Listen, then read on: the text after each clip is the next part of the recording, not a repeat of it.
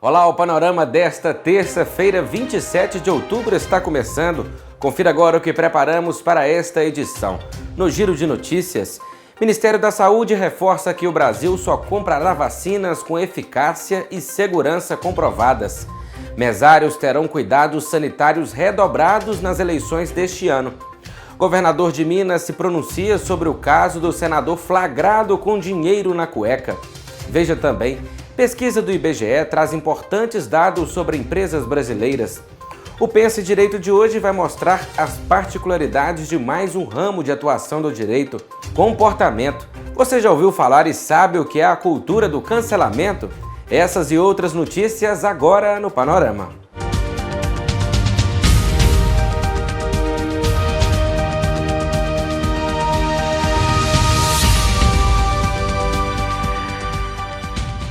Uma pesquisa do IBGE apontou que 40 milhões de brasileiros são considerados obesos e 60% da população com mais de 18 anos está acima do peso no país. E a incidência de várias doenças crônicas, como doenças cardiovasculares e diabetes, aumentam significativamente com o aumento do índice de massa corporal. Meu maior objetivo no tratamento é, primeiro, sair da obesidade para um grau de sobrepeso ou normal, e principalmente reduzir a minha circunferência abdominal, mas sem deixar de comer coisas das quais eu gosto. O Ministério da Saúde reforçou que o Brasil só comprará vacinas com eficácia e segurança comprovadas. O país acompanha mais de 200 estudos clínicos sobre o novo coronavírus. A premissa para a aquisição de qualquer vacina prima pela segurança, eficácia, ambos conforme a aprovação da Anvisa, produção em escala e preço justo. Qualquer vacina, quando estiver disponível, certificada pela Anvisa e adquirida pelo Ministério da Saúde, poderá ser oferecida aos brasileiros por meio do Programa Nacional de Imunizações. E no que depender desta pasta, não será obrigatória. As vacinas têm que ter uma comprovação científica, tem que ter a sua eficácia. Estamos perfeitamente afinados com o Ministério da Saúde, trabalhando na busca de uma vacina confiável. Nosso dever constitucional é fornecer a resposta de que esses produtos têm ou não têm qualidade, segurança e eficácia. Induzem a imunidade ou não induzem a imunidade? Essa imunidade induzida, ela é específica para o coronavírus, ela vai combater o coronavírus, sim ou não? Após isso, são efetuadas as decisões de compra, não só pelo governo federal, como pelos governos estaduais e municipais, eventualmente. Nas eleições 2020, todos nós teremos que lidar com os cuidados sanitários para prevenir a disseminação do novo coronavírus. Nesse cenário, os mesários, que já tinham um papel fundamental para assegurar a ordem e a tranquilidade em cada sessão eleitoral, terão ainda mais importância. Caberá a eles a orientação aos eleitores nos locais de votação e execução correta de alguns procedimentos para minimizar os riscos de contaminação. A Justiça Eleitoral está empenhada em assegurar a proteção de mesários e eleitores. Se cada um se cuidar, todos ficarão protegidos. No dia da eleição, cada mesário vai receber um frasco de álcool em gel para uso individual, 3 máscaras descartáveis e um protetor facial. Com as mãos limpas, retire a máscara que você veio de casa. Coloque a máscara descartável no rosto, mantendo a boca, o nariz e o queixo protegidos. Para a montagem do protetor facial, higienize as mãos. Siga os números indicados para a montagem do equipamento, ajustando ao tamanho da cabeça. Ele deve ser usado junto com a máscara, para aumentar a proteção. A máscara deve ser trocada a cada 4 horas. Para isso, higienize as mãos. Retire o protetor facial pela parte lateral e coloque em cima de uma superfície limpa. Retire a máscara pelas alças laterais, sem tocar na parte da frente, e descarte no saco de lixo enviado à seção eleitoral para essa finalidade. Limpe as mãos com álcool em gel novamente para colocar a nova máscara. Ajuste no rosto e coloque o protetor facial segurando apenas nas hastes laterais. Nos locais de votação, os eleitores devem permanecer com as máscaras, manter o distanciamento e observar a sinalização marcada no chão. Cada sessão receberá 4 frascos de álcool em gel com dosador para serem usados pelos eleitores. Ao chegar para votar, o eleitor apresenta o documento ao mesário, mantendo o distanciamento. Higieniza as mãos, assina o caderno de votação usando de preferência uma caneta que ele trouxe de casa e segue para a cabine de votação. Antes de deixar o local, o eleitor higieniza as mãos mais uma vez e assim o processo é concluído. Para limpar as superfícies e as canetas, todas as sessões receberão um frasco de álcool líquido e toalhas de papel. Umedeça o papel toalha e esfregue no objeto ou no local. Ao fim do dia da votação, nas cidades onde pode haver o segundo turno, o mesário deve guardar o protetor facial e retornar com ele para utilização na votação do dia 29 de novembro. E o álcool em gel de uso individual do mesário também deve ser levado para retornar no segundo turno. Vamos todos contribuir para uma eleição limpa e segura. O cuidado de cada um é a segurança de todos. O governador de Minas Gerais, Romeu Zema, se pronunciou a respeito do caso do senador Chico Rodrigues, flagrado pela Polícia Federal com cerca de 33 mil na cueca. O chefe do Executivo Estadual disse que esse tipo de situação é inaceitável e deveria ter mais fiscalização quanto a grandes quantias com políticos. Como governador de Minas, eu nunca imaginei que fosse tratar do tema cueca. Não é a primeira vez que isso acontece no Brasil e, infelizmente, talvez não será a última. Mas nós precisamos nos mobilizar. Eu sou da opinião de que quem exerce cargo público tem de ser vigiado. Não poderia andar com valores altos em papel moeda. Deveria fazer todas as transações via cartão de crédito para que possa ser rastreada. Essa é a minha opinião. E quem está ocupando cargo público deveria ter a pena agravada também, por traição ao povo. Porque se está no governo é para representar o povo e prestar serviços ao povo e não roubar do povo. Essa é a minha opinião. Na hora da eleição esse ano, fique atento. Imagine o seu candidato e pense se ele tem o perfil de quem carrega ou não dinheiro na cueca. Um levantamento do Instituto Brasileiro de Geografia e Estatística aponta que apenas 25% das empresas conseguem sobreviver por mais de 10 anos no Brasil. Com a crise provocada pela pandemia do novo coronavírus, a tendência é de que ocorram mais fechamentos do que aberturas de empreendimentos no país. De acordo com o IBGE, apenas 25% das quase 613 mil empresas fundadas no Brasil em 2008 sobreviveram aos primeiros 10 anos. As informações apontam ainda que 81,5% dos empreendimentos criados em 2008 se mantiveram em funcionamento após o primeiro ano de atividade e menos da metade, 47%, sobreviveram por 5 anos. O estudo aponta para a manutenção da tendência de mais fechamentos do que aberturas de novas companhias. Somente em 2018, a diferença entre as entradas e saídas do mercado foi de cerca de 66 mil empresas. Foram aproximadamente 697 mil novas entidades e 763 mil falências. São vários os fatores que influenciam esses resultados. Dentre eles, foi identificado também uma relação do tamanho da empresa com o índice de falências. Empresas de grande porte, por exemplo, tiveram uma taxa de falência bem menor que aquelas de pequeno porte. Em momentos de dificuldades econômicas, a profissionalização da gestão é crucial para manter a perpetuidade da sua empresa.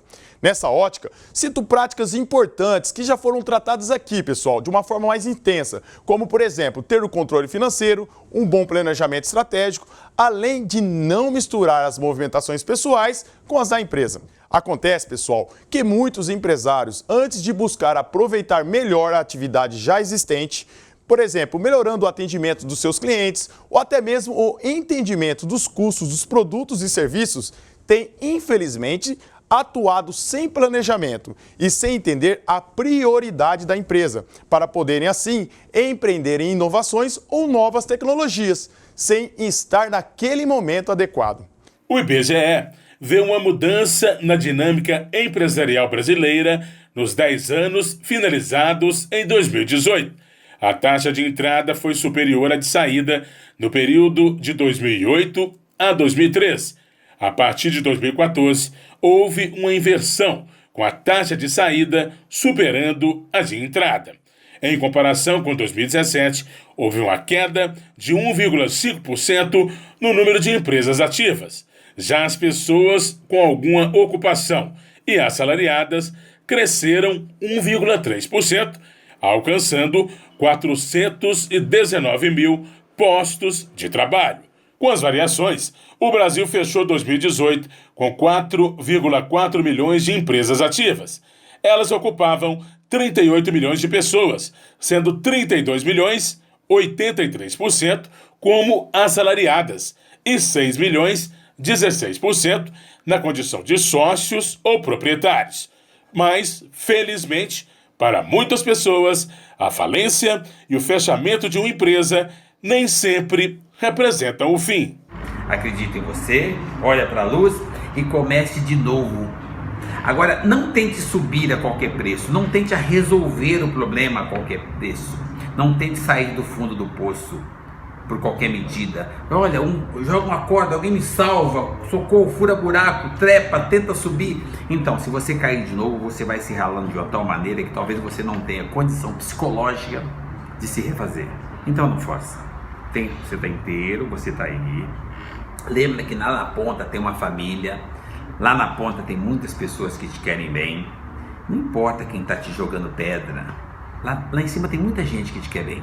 Tem muita gente apaixonada por você e torcendo para você voltar. Então, os que não estiverem com esse carinho todo com você, relaxa. Esses caras são quem mais vai te ajudar. Porque de tanto jogar em pedra, de tanto jogar em lixo em cima de você, você vai usar isso como degrau. E de degrau em degrau, o poço vai te enchendo. E quando você chegar lá, não tem mais poço. Desconsidere quem está jogando alguma coisa, mas na realidade ele não sabe o que ele está jogando. Mal sabe ele que aquelas pedras vão te servir de degrau e que você vai chegar lá de novo. Eles vão voltar a respeitá-lo e entender que você é o cara. Estamos apresentando as particularidades de diversos ramos de atuação do direito. E hoje você vai conhecer mais sobre o direito penal com o advogado Lucas Cota. Veja. O direito penal, como o nome sugere, é o ramo do direito que busca categorizar e estudar o crime. Embora chamemos usualmente e popularmente de direito penal, é o termo que é mais conhecido, nós temos também outra expressão que é sinônima, que é o direito criminal. São expressões que andam juntas porque todo crime tem uma pena. E se todo crime tem uma pena, direito penal e direito criminal são, na verdade, o mesmo ramo do direito. Dito isso, é importante perceber que o estudo do direito penal vai e perpassa pela categorização do crime como um fato típico, ilícito e culpável. O direito penal também estuda cada uma dessas categorias, cada um desses requisitos ou etapas para a configuração de um crime. Quais são os elementos componentes do fato típico? Quais são os elementos componentes do fato ilícito? E quais são os elementos componentes do fato culpável? Nós ouvimos falar sempre aí que a legítima defesa é uma excludente de ilicitude. Não há crime se a conduta é praticada em legítima defesa, porque exclui-se a ilicitude. Há fato típico, há uma conduta, por exemplo, quando alguém mata outra pessoa em defesa própria, ela pratica um fato típico, ela está matando alguém. Está previsto como crime de homicídio lá no artigo 121 do Código Penal. Mas ela age em legítima defesa e, portanto, isso afasta o crime por uma excludente de ilicitude. Enfim, o direito penal cuida dessas questões todas, dessa riqueza de detalhes que envolve o crime. Fala, por exemplo, da anterioridade da lei penal, que é um princípio basilar do direito penal que estabelece que não há crime sem lei anterior que defina e não há pena sem prévia cominação legal. De modo que não pode o judiciário, por exemplo, criar um crime. O que o judiciário faz, o que o juiz faz ao julgar, é observar se houve uma conduta e se essa conduta é criminosa. Mas não pode o juiz, por exemplo, observar uma conduta, vê-la como não criminosa na lei, mas criminalizá-la naquele processo. Isso o judiciário não pode fazer. O judiciário não pode criar crime em razão desse princípio da anterioridade da lei penal. Nós temos também o princípio da lei penal no tempo, esses estudos referentes à lei penal no tempo. Se uma pessoa pratica uma conduta que hoje é criminosa, e aí depois a lei muda para poder descriminalizar essa conduta, será que essa lei posterior, ela retroage para beneficiar a pessoa que praticou um crime? E eu posso dizer para vocês que retroage. Por exemplo, o adultério. O adultério já foi crime, e aí deixou de ser crime. Houve uma alteração legislativa para fazer com que o adultério deixasse de ser crime. Continua sendo um ato ilícito, indenizável lá no direito civil, mas deixou de ser crime. Todas as pessoas que respondiam investigações ou processos, ou que já tinham sido condenadas por adultério, tiveram a sua punibilidade extinta em razão dessa lei posterior que alterou, que descriminalizou o adultério. O mesmo aconteceria, por exemplo, se amanhã o Congresso decidir descriminalizar o tráfico de drogas. Todas as pessoas que estão presas por tráfico hoje têm que ser soltas porque a punibilidade delas vai ser extinta. Só um exemplo. O direito penal também estuda a questão da territorialidade para definir qual a lei penal aplicável por uma conduta. Será que uma pessoa que remete uma carta com veneno da Argentina para o Brasil e essa carta chega ao Brasil e mata alguém no Brasil, ou uma carta bomba, por exemplo, com veneno ou bomba, como que a gente define qual lei que vai ser aplicável? Será que é da Argentina ou do Brasil? Isso tudo perpassa pelo direito penal. Teoria do crime, excludente de licitude, estudar o efeito da embriaguez no crime. Será que a embriaguez afasta o crime ou não? Já adianto que não afasta, ressalvado uma hipótese muito específica e excepcional. Mas a embriaguez, em regra, não afasta o crime. O direito penal também estuda os tipos de penas, pena privativa de liberdade, pena restritiva de direito, pena de multa. Estuda também os regimes prisionais, regime fechado, regime semiaberto, regime aberto. Estuda o impacto da doença mental para fins da condenação de uma pessoa. Será que a doença mental ela é capaz de absolver alguém? Será que essa absolvição ela é própria ou imprópria? Nós veremos que a doença mental pode gerar até uma absolvição imprópria, que quer dizer que a pessoa será, entre aspas, absolvida, mas terá uma consequência também. Ela não vai ser solta pura e simplesmente, mas vai ser submetida a um tratamento. Enfim, o direito penal também estuda a questão do concurso de crimes. Será que se uma pessoa pratica vários crimes ao mesmo tempo, ela responde por esses crimes com a pena somada ou por uma pena só? Ou será que pega uma pena e aumenta? Isso tudo é estudado pelo direito penal também. Efeitos da condenação. Será que um crime tem impactos na esfera civil? Será que uma mulher que é vítima de violência doméstica, lesão corporal, ameaça que seja, será que ela pode, na esfera civil, cobrar uma indenização também? Isso tudo é estudado no direito penal. Será que um servidor público que pratica um crime ali no exercício da função e que guarde relação com essa função, será que ele pode perder o cargo público como efeito da condenação? Pode sim, também estudado pelo direito penal, quais são as hipóteses. Isso tudo tem a ver com a teoria do crime, que é uma parte do direito penal, e tem outra parte que é a dos crimes em espécie, homicídio, furto, roubo, estupro, tráfico, enfim, além da teoria geral do crime, nós temos cada crime em espécie sendo estudado também pelo direito penal. Enfim, o espectro de abrangência do direito penal é enorme, assim como também é do direito civil. E ele objetiva, como eu já disse, reiterando, estudar realmente o fenômeno do crime juridicamente e os seus impactos na sociedade no plano jurídico. Não no plano puramente sociológico, mas no plano jurídico, no plano do direito. Esse é o objeto, então, de estudo do direito penal. Hora de conferir as oportunidades de emprego no mercado de trabalho. Ajudante de carga e descarga de mercadoria, com experiência comprovada na carteira de trabalho, ensino médio completo e disponibilidade de horário. Ajudante de motorista, deve ter disposição para serviços pesados. Alinhador de pneus, alinhador de veículos, com experiência, mas que pode ser fora da carteira de trabalho. Auxiliar de escrituração fiscal, com experiência na carteira de trabalho, noções básicas de informática e ensino médio completo ou superior. Auxiliar de padeiro, com experiência na carteira de trabalho e ensino médio completo. Borracheiro, com experiência, mas que pode ser fora da carteira de trabalho. Carpinteiro, com experiência, mas que pode ser fora da carteira de trabalho, CNHP e com disponibilidade para realizar viagens. Cozinheiro de restaurante, com experiência, que pode ser fora da carteira de trabalho. Eletricista, com experiência comprovada na carteira de trabalho, ensino médio completo, curso técnico e disponibilidade de horário. Empregado doméstico nos serviços gerais, com experiência comprovada na carteira de trabalho. Gerente de serviços de oficina, assistência técnica, oficina mecânica de motos, com experiência comprovada na carteira de trabalho. Operador de caixa, com experiência comprovada na carteira de trabalho. Pedreiro, com experiência comprovada na carteira de trabalho. Servente de pedreiro, com experiência comprovada na carteira de trabalho. Vendedor no comércio de mercadorias, com experiência de vendas e ensino médio completo.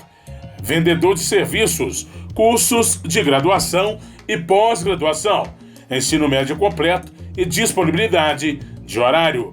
Vendedor interno, loja de roupas, ensino médio completo. E vendedor interno, ótica, com experiência em vendas em ótica, que pode ser fora da carteira de trabalho, ensino médio completo e noções básicas de informática.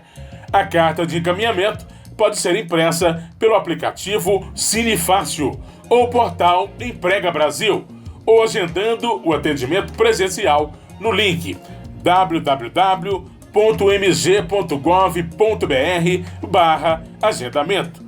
Uma dica: não esquecer de incluir nos objetivos profissionais a vaga desejada para que apareça no seu cadastro.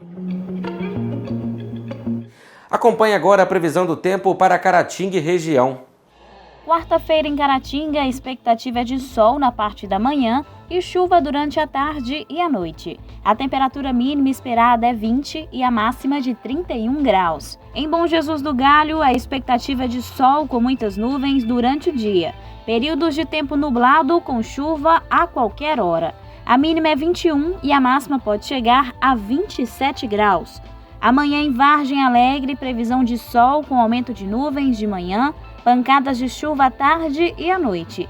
A temperatura mínima esperada é 23 e a máxima de 34 graus. Você já ouviu falar e sabe o que é a cultura do cancelamento? Então, esse fenômeno da internet tem chamado a atenção principalmente nas redes sociais, por se tratar de uma onda que incentiva pessoas a deixarem de apoiar determinadas personalidades ou empresas por causa de algum erro ou conduta reprovável. Recentemente, nos últimos 3 meses, o Google apontou um aumento de 1.200% na pesquisa sobre esse termo. Veja bem, o cancelamento é basicamente um processo em que, a partir de uma discordância que tem matiz sobretudo político, hordas virtuais acabam se mobilizando para poder gerar pressão contra determinadas pessoas ou determinados grupos e, fazendo isso, buscam revelar coisas que aconteceram na vida daquela pessoa, mostrar que ela não é boa, para dizer que ela não é digna, de fazer parte do mesmo clube. O poder do julgamento está na palma das mãos. As redes sociais deram força a um movimento delicado que vem ganhando adeptos, a cultura do cancelamento. Basta um comportamento avaliado pelos usuários como inapropriado para receber uma avalanche de críticas e perder seguidores nas redes. A cantora de funk Jaqueline contou que desde o início da carreira recebe mensagens que condenam as letras de suas músicas. Não estão felizes, sabe? no meio delas mesmas, assim, sabe? No dia a dia, estão revoltadas com alguma coisa, ou às vezes querem muito estar no seu lugar, mas não quer fazer o que você faz. Um dos casos recentes envolveu a cantora Luísa Sonza, que engatou um namoro meses depois da separação com o comediante Whindersson Nunes. O novo relacionamento gerou polêmica e ela ainda tentou se defender das acusações. Desde o primeiro dia da internet, eu sempre fui atacada. Não importa, nunca importou o que eu fiz ou deixei de fazer. Débora Albuquerque é influenciadora digital e modelo. As fotos publicadas por ela de biquíni já renderam ataques gratuitos e até ameaças contra a família. A pessoa, além de comentar coisas grotescas sobre a minha filha de 4 anos, tá? Ameaçadas de estupro, meu e minha filha de 4 anos. Dessa vez eu fiquei assustada.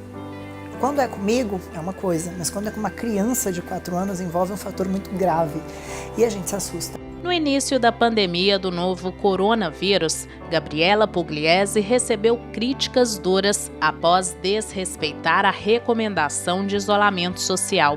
A atitude da influenciadora digital foi desaprovada por milhares de pessoas. Gabriela chegou a ter contratos publicitários encerrados por conta da polêmica. Ela usou as redes sociais para pedir desculpas. Desculpa do fundo do meu coração. Ontem eu juntei meia dúzia de amigos aqui em casa, a gente pediu comida, a gente bebeu, eu me passei, postei, falei besteira, enfim, eu tô extremamente arrependida, tô mal comigo mesma, fui responsável, imatura e mais uma vez eu queria pedir desculpas. E eu errei porque não é pra juntar gente em casa, porque eu sei que tem pessoas passando dificuldade, porque é ofensivo, porque não ajuda ninguém nesse momento. A quarentena tá difícil pra mim, mas eu sei que tá muito mais difícil para outras pessoas. E eu que me proponho sempre a falar sobre como a vida pode ser maravilhosa. Eu tenho que ter responsabilidade sobre o que eu faço, sobre o que eu posto, sobre o que eu falo. Então, mais uma vez, eu queria pedir desculpas, assim, do fundo do meu coração. A política do cancelamento tem trazido consequências para dezenas de famosos. Uma das dificuldades é de conseguir resgatar a imagem que existia antes de ser cancelado.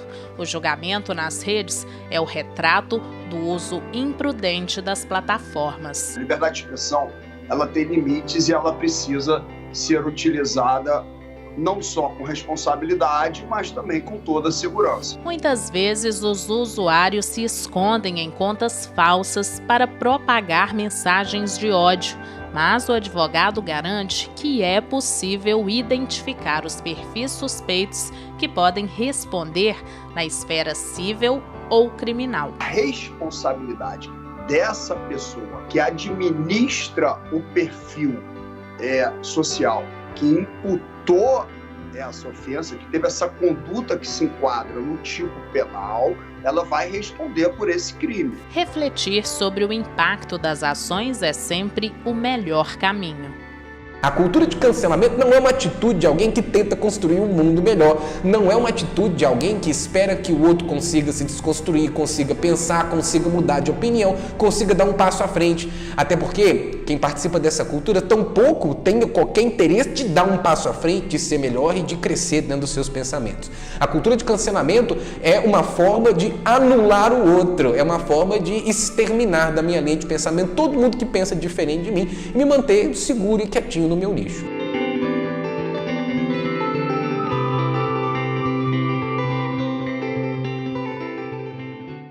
Vamos encerrando a edição desta terça-feira. Nas nossas redes sociais você pode seguir acompanhando as notícias ao longo do dia. É importante a gente lembrar que ainda estamos na pandemia, por isso é fundamental que todos continuem adotando as medidas de proteção. Vamos ficando por aqui, obrigado pela audiência e companhia. Amanhã nós temos um encontro marcado às 6h30 da noite. Até lá!